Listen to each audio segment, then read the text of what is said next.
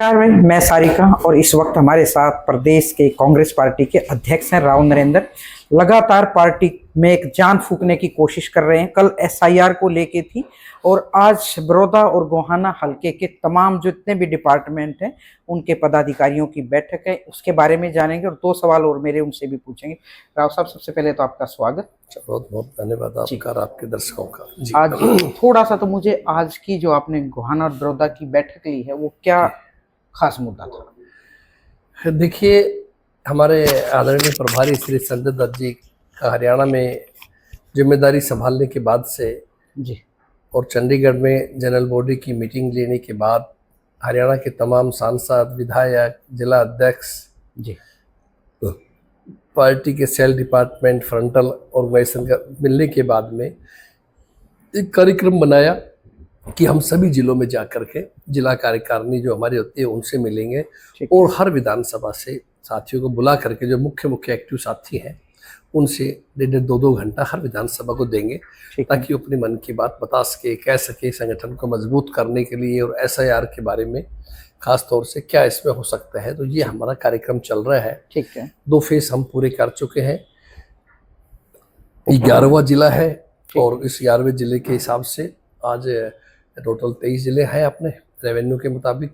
तो उसके मुताबिक ये जो है आज हमारा सोनीपत का कल हमने स्टार्ट किया। परसों हमने जिला अध्यक्षों की मासिक बैठक ली। कल एसआईआर पे स्टेट लेवल का वर्कशॉप आयोजित किया गया। उसके बाद में फिर हमने सोनीपत विधानसभा के जो शहर की विधानसभा है सोनीपत की, खासतौर से उनके साथियों से कल शाम बात की।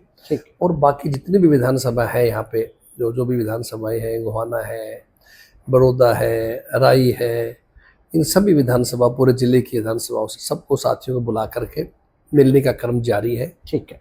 और हम मुख्य रूप से 2 ही बात कहते हैं, भाई संगठन के मामले में मजबूत करने के लिए कोई सुझाव हो तो आप बताएं और एसआईआर के बारे में क्या आपकी प्रक्रिया चल रही है, क्या आप महसूस करते हैं, क्या कमी है, क्या ठीक है, उनको बताते हैं कि भाई 24 तारीख तक फार्म जमा कराने की तारीख थी, फार्म वापस आने की बात थी, फिर भी हरियाणा में 33 लाख से ज़्यादा वोट हमारे कट गए। बिल्कुल। और 100 में से 76 ही लोग हरियाणा में आज वोट डालने के लायक बचे। इसलिए बड़ी चिंताजनक विषय है। पूरे देश के अंदर ये तीसरा हमारा स्टेट ऐसा है। फर्स्ट नंबर पर यूपी, सेकंड पे झारखंड, थर्ड पे हरियाणा, सबसे ज़्यादा वोट डिलीशन हुए हैं 16 पॉइंट कुछ जी।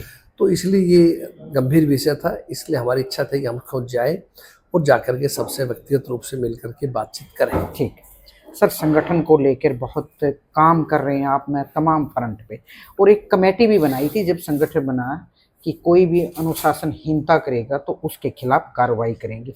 उसके बाद उस अनुशासन कमेटी का कुछ पता नहीं, और पिछले कई दिनों से आपके जो विधायक हैं गोकुल सेतिया, जिला अध्यक्ष संतोष बेनीवाल के बीच में जिस तरह के जो इतना खुला एक दूसरे को चैलेंज ललकारने वाली जो एक स्टेटमेंट में देख रही हूँ, तो वो कमेटी कहाँ है और अध्यक्ष और प्रभारी क्या कर रहे हैं? देखिए, मेरा ऐसा संज्ञान में लेटेस्ट कोई मुद्दा ऐसा नहीं है, लेकिन फिर भी मैं बता रही हूँ सर, कोई भी अगर कोई ऐसी बात होती है, देखिए नंबर 1 तो सभी विधायक साथी हमारे अपने अपने क्षेत्र से कांग्रेस पार्टी गठ पे चुन करके आए हैं और सभी साथी अपने ढंग से एक अच्छा कार्य कर रहे हैं। वही बातचीत ये कि वे अनुशासन के मामले की बात है, वो हमने आपको सोनीपत से ही हमारे पार्टी के वरिष्ठ नेता से धर्मपाल जी मलिक साहब को अनुशासन समिति का चेयरमैन बनाया हुआ है। और जो भी बातें उनके संज्ञान में आती है, किसी शिकायत उनके पास आती है तो उनका जवाब भी लेते हैं, बात भी करते हैं। बहुत से मैटर चल रहे हैं, वो आपको कभी मलिक साहब मिलेंगे जो बता पाएंगे। मैं पूछ लूंगी सर उनसे। उन तक तो पहुंचती नहीं, तब तक तो मीडिया में वो देख रहे हैं। एक इतनी अनुशासनहीनता तो पार्टी संगठन पे जो लोग काम कर रहे हैं उनका तो नहीं होना चाहिए। हमारा सब साथियों से निवेदन है, नेताओं से, कार्यकर्ताओं से, सभी सांसद, विधायकों, सभी नेताओं से, सब पार्टी कोई भी परिवार अनुशासन से चलता है। अनुशासन नहीं रखेंगे तो परिवार को नुकसान होगा। तो सर चंडीगढ़ में जो एक दूसरे पे वार कर रहे थे आपके सामने, जब नए संजय दत्त प्रभारी बन के आए, क्या वीरेंद्र सिंह, क्या सुरजेवाला, वहाँ जिस तरह की बातें कुमारी शैलजा ने बोली, तो इस तरह जब मंच पे बैठ के एकता का पाठ नहीं पढ़ा पा रहे तो अभी तो बहुत लंबी लड़ाई लड़नी है आपको। देखिए, ऐसा नहीं है। चंडीगढ़ की जो आप चर्चा कर रहे हैं, क्या तो आप स्वयं उस दिन थे नहीं वहाँ पे, ऐसी कोई स्थिति नहीं है। हर व्यक्ति, कांग्रेस में एक लोकतांत्रिक सिस्टम है, हर व्यक्ति अपनी बात कहता है।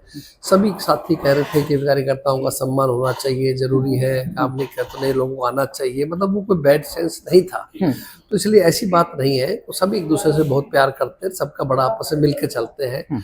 और कांग्रेस में कोई गुटबाजी नाम की चीज नहीं है, सब एक है, मजबूती से चल रहे हैं। अगर गुटबाजी आज है तो भारतीय जनता पार्टी में दिखाई देती है कि मुख्यमंत्री जी जाए रेवाड़ी में, वहाँ के विधायक नहीं आए, सांसद नहीं आए, तो वो तो नजर आता है। कांग्रेस में ऐसा कुछ नहीं है। सब हमारे जब प्रभारी जी आए तो एक मंच के ऊपर सारे नेता बैठे हुए थे। पहले पत्रकार साथी कहा करते थे कि जी आते नहीं है, अब आपने देखा उसे सारे लीडर आए हुए थे, तो फिर अच्छी बात है।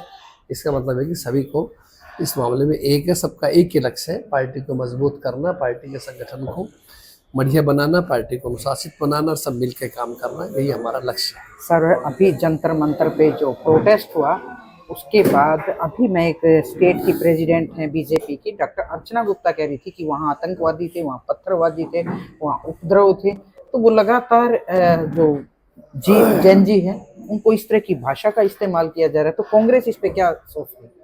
देखिए, नंबर एक बात तो यह है कि जो भी छात्र युवा जंतर मंतर प्रदर्शन कर रहे थे वो किसी पार्टी संबंधित नहीं थे, वो किसी पार्टी के नहीं थे, और न ही ये आरोप लगा कांग्रेस ने भेज दिया या भारतीय जनता पार्टी की आदत है जब कोई आंदोलन करता है उनके खिलाफ, किसान भाई करे, कोई दूसरे भाई करे, तो उन पर आरोप लगाते हैं, ये तो उग्रवादी हैं, आतंकवादी हैं, पाकिस्तान से मिले हुए हैं, देशद्रोही हैं।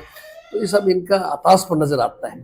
और नीट जैसा पेपर लीक होने के बाद में जहाँ 21 से अधिक हमारे छात्र छात्राओं ने आत्महत्या कर ली, तो उसके ऊपर देश के युवाओं में, खासतौर से नौजवान साथियों में, जैन जी में बड़ा रोष था, और उस रोष को लेकर के प्रदर्शन किया गया। और प्रदर्शन करना कोई गलत नहीं है, खुद उनके भागवत जी ने कहा है, मोहन भागवत साहब ने बात बोला है। और जब एक अथॉराइज जगह है देश के अंदर कि जंतर मंतर प्रदर्शन करे, किसान करे, युवा करे, छात्र करे, कोई भी साथी करे, तो वो उस ढंग से कर रहे हैं। जहाँ तक सवाल कांग्रेस का है, तो आप जानते हैं कांग्रेस ने तो हमारे नेता राहुल गांधी जी खुद कोटा से शुरुआत की, छात्रों की गूंज के नाम से प्रोग्राम किया, तो उन्होंने स्वयं कहा था कि मैं जो है किसी भी हालत में किसी पार्टी की बात नहीं करूंगा, ना मैं कांग्रेस की बात करूंगा, ना मैं भारतीय जनता पार्टी की बात करूंगा। तो ये एक आदमी का एक सच्चरित्र नजर आता है नेता का, कि उनकी सोच बड़ी है। ठीक है। और जहाँ भी देश के लाखों लाखों छात्र युवा उन पे भरोसा कर रहे हैं। शुक्रिया सर, क्योंकि बहुत लंबी बात हो जाएगी। जो मैंने प्रश्न पूछा था उसको तो अध्यक्ष जी तो कुछ गोलमाल कर गए। देखते हैं आने वाले दिनों में कोई ना कोई पार्टी का बम फोड़ता ही रहता है, और कमेटी भी गायब है। मैं सर आपसे मैंने एक प्रश्न पूछा था, वो कमेटी बनी जरूर, पर अभी तक किसी के खिलाफ कोई एक्शन नजर नहीं आया। आने वाले दिनों में कुछ बात होगी तो मैं फिर आपसे पूछ लूंगी।